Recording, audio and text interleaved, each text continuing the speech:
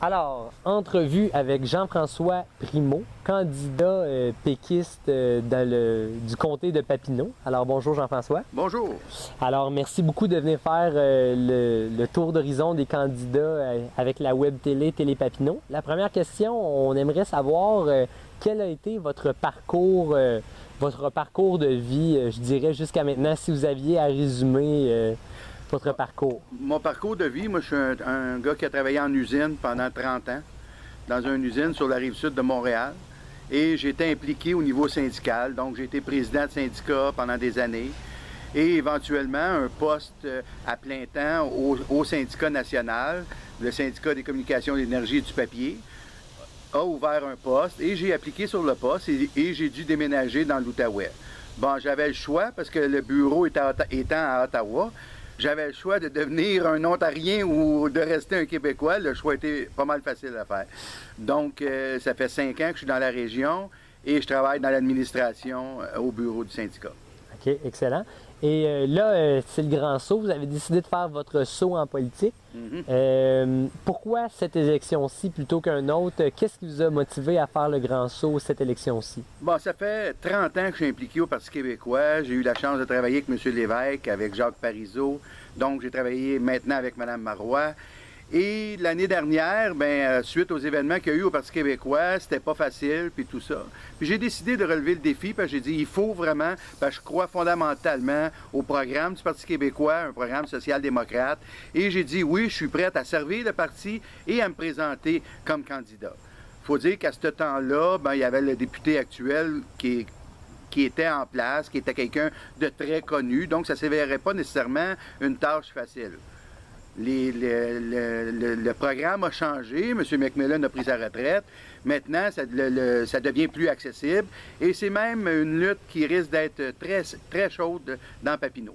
Et maintenant, je vous pose la question, pourquoi, là, vous y avez un peu répondu quand même, c'est normal, mais pourquoi le PQ plutôt qu'un autre parti? Comment votre parcours vous a acheminé vraiment au PQ? Moi, le programme du Parti québécois, je dirais à... Mon Dieu, plus que 90% me ressemble. J'ai milité au Parti québécois, donc j'ai pris part aux discussions pour créer le programme du Parti québécois, donc d'avoir assisté à 3-4 congrès du Parti québécois, donc d'avoir pu discuter des résolutions, puis d'amener le contenu du programme. Donc c'est vraiment un programme qui me ressemble, et je suis souverainiste en plus. Et donc, je crois vraiment que le Parti québécois, dans ce mandat ici, va nous amener aux portes d'un référendum, aux portes du Québec, qui est mon objectif ultime depuis que j'ai 18 ans. OK. Excellent. Alors, une dernière question, M. Primeau. On a vu dernièrement, dans les 10 dernières années, les libéraux commencer à non pas se recentrer, mais à aller plus vers une tendance économique de droite. Les caquistes qui viennent d'arriver, on sait qu'ils présentent beaucoup de politiques qui sont de droite.